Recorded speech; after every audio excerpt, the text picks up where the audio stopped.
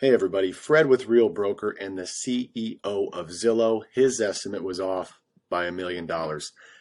I'm here to tell you that if you're a buyer and this estimate is high, you're gonna tell me about it and say, I think that's high. Of course you think it's high. You're buying the house.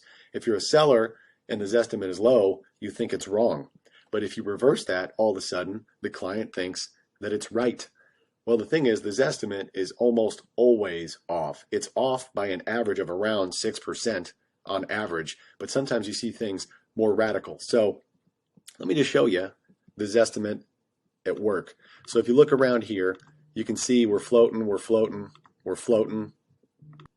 And then what happens here? You have all this volatility. Well, I'll tell you what happens here. The Zestimate is floating around 245, 250. The client would have been thrilled with 250 for the house.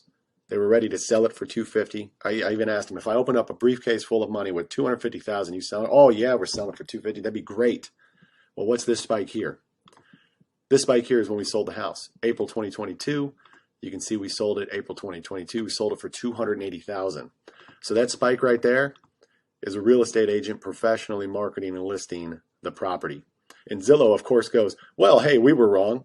So now we'll say that this estimate is in the 280s. As you can see, now it's up here, right? So what's the bottom line?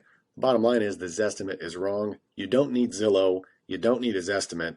What you need is a professional to tell you what it's worth and somebody who is going to market your property for the most available money in the market right now. What is somebody willing to pay? And I'll tell you one thing to look out for. For sale by owner is rampant in this area. Most people price it right around their Zestimate. So let's do a little mental exercise. If these folks went FSBO and they listed at 250 and they posted it on Facebook, they'd easily get 250.